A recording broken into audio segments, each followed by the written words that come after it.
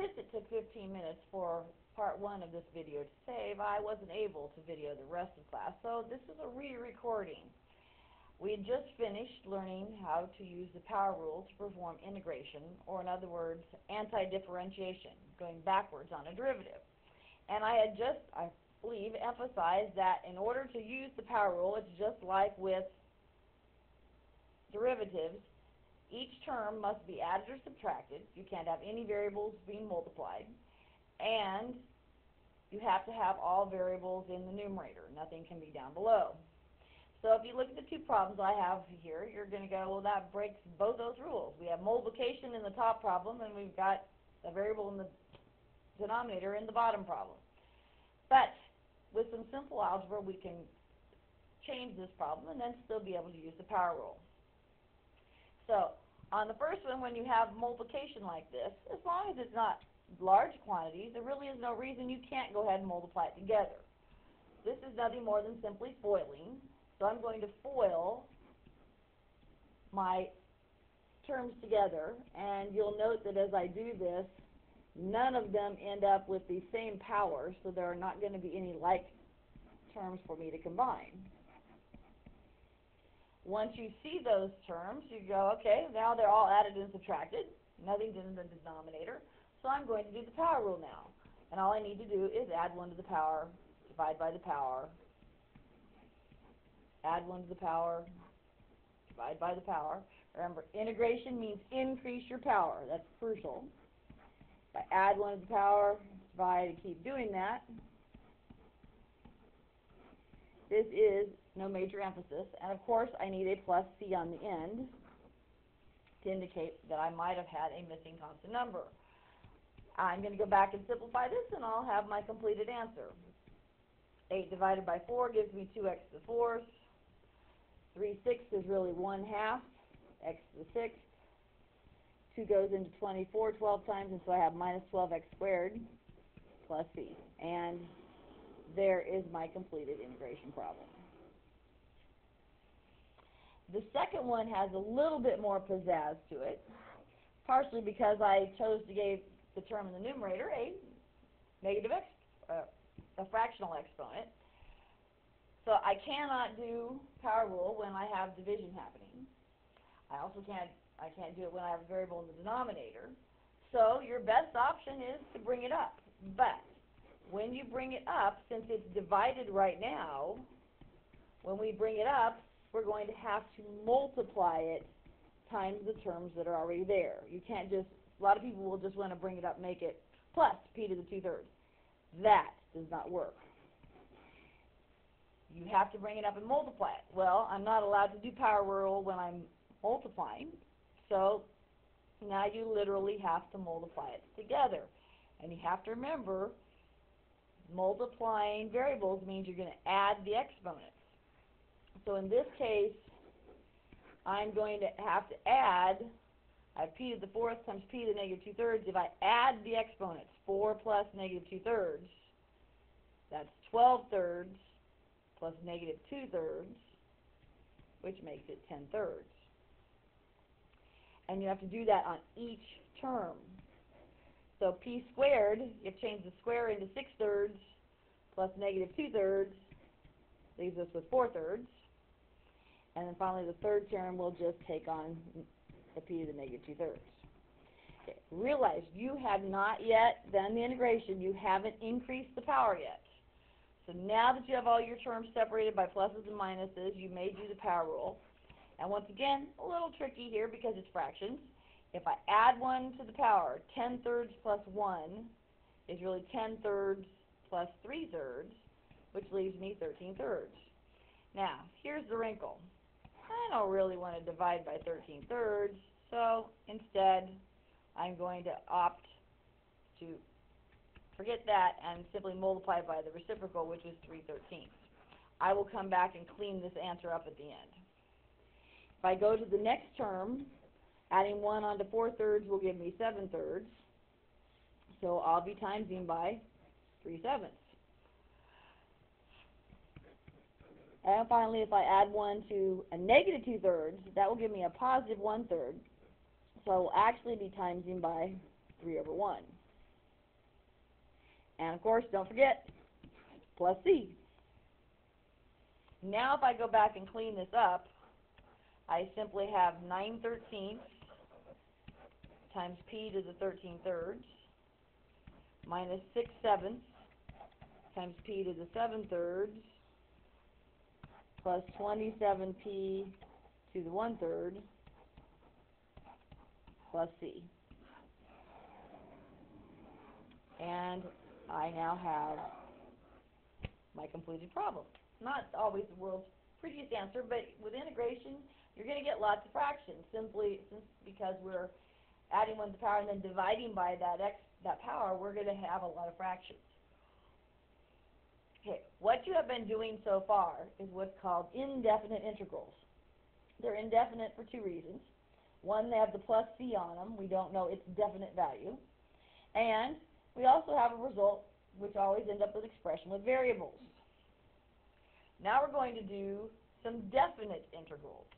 And when you do definite integrals, you'll discover that your answer is going to be a value. You will get an exact number when you finish the problem. How you begin working it is you'll notice here that on our integration sign, we have little numbers. Those are called the limits of integration. That's red, the integral from -1 to 2. You read from the lower number to the higher number. The number on the bottom is always smaller than the number on the top. So the integration of 2x minus -5 from -1 to 2. You're actually going to perform the integration using the power rule like normal. We'll deal with the numbers at the end. So if I integrate this, I'm going to add 1 to my power, divide by my power. Then I'm going to do the same thing again. -5 will become -5x plus c. The 2's, of course, are going to cancel over here. Since I've done the integration, I can't leave my integral sign in front, so what we do is we draw a line in back to say, hey, I still have to do something with the numbers. Okay. What you do with the numbers is really pretty simple. You simply take the top number, the larger number, and you put it in first. So I'm going to put 2 in for every x. I'm going to have 2 squared minus 5 times 2 plus c. That's, of course, going to become 4 minus 10 plus c. Then I am going to subtract. Really crucial that you realize you're subtracting. And I'm going to put the -1 in. That subtraction, since this is going to be several different terms, that subtraction will have to eventually be distributed. So now I'm going to put in -1 and square it, minus 5 times -1 plus c. When I work that out, I'm going to leave my minus out here a moment longer. I really have 1 plus 5 plus c. And now when I distribute my negative sign, I'll have a -1, -5, -c. If you add up your terms, you will have the result of your definite integral. You'll notice an important thing. The c's cancel. The c's will always cancel. So therefore, you don't have to worry about writing c when you do these, because the c always goes away. When you're doing a definite integral, you may skip the c's and simply put in the numbers. If I add this up, 4 minus 10 minus 1 minus 5, that's going to give me a sum of -12. Now, unfortunately, I'm going to leave you in suspense until Monday before I show you what does -12 actually tell you. That number has meaning for us when we're talking about a graph. So we will find out what that number means. I want to do one more just to make sure you've got it, but it looks like I ran myself over too far, so I am going to move this problem onto another page.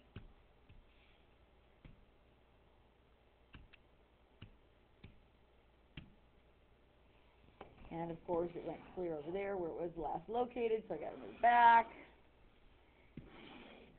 And it really just doesn't want me to move it. I guess we can do it here in the middle of the board. If you were going to work this problem, same situation, you would need to do the integration first. which this one has a fraction. I would have to bring that x up and make that x to the negative 1/2. And this is 2x to the positive 1/2. I would go ahead and do my integration with my power rule and add 1 to the power, which in this case would give me a positive 1/2. And instead of dividing by 1/2, I'll multiply it by 2. The second one, if I add 1 to the power, will give me 3/2. And then that would cause me to multiply by 2/3. I'm not going to put a plus c on it because I know they're going to cancel with a definite integral. I am going to keep track of the 4 and the 9 out back. Now, in this instance where we're going to have to sub numbers in, I find we tend to do better subbing the numbers in if I turn it back into a root. So I'm going to turn this back into square root of x. And I'm going to take this and make it 4/3. The 3/2 I'm also going to put it back in the root. And then we have from 4 to 9. Then you just need to sub your numbers in. Which number goes in first? The top number, the larger number. So I would have 2 times square root of 9 plus 4/3 times square root of 9 cubed. Then I'm going to subtract, put a big parenthesis, and put 4 in, doing the same thing. 2 times the square root of 4 plus 4/3 times the square root of 4 cubed. Okay, all of these are pretty easy numbers to simplify. We know square root of 9 is 3, so 2 times 3 would give us 6. Remembering the quick way to do square root of 9 cubed, you don't have to cube 9, it's a big number. Do the square root first. Square root of 9 is 3, so that's really 3 cubed. And I have 4/3 times 27. 3 goes into 27 9 times, and so I actually end up with 6 plus 36 out of that deal. Over here, I'm going to go ahead and distribute my negative before I forget it, and then simplify these. 2 times square root of 4 would be 2 times 2, and so I would actually have a minus 4. And then back here on the end, I have a negative 4/3. If I do the square root first, I'll end up with 2 cubed, or 8. Consequently, that leaves me with minus 4 and minus 32/3. Now, if you have a calculator, it's pretty easy. In this case, all I have is a brain on hand at the moment, so I'm going to go with that. If I'm doing it by brain, I would go, hey, 6 plus 36 is 42. Subtract 4 is 38, so I really have 38 minus 32/3. That's where I need a common denominator. And we're going to hope I can do this in my head here. That's 2400. It's going to be 114/3 minus 32/3, which is going to result in 82/3. And there is the result of my definite integral. So once again, we'll learn what that number means come Monday. Also, you have journals due on Monday, and it's review day because our test is Wednesday. Have a great weekend.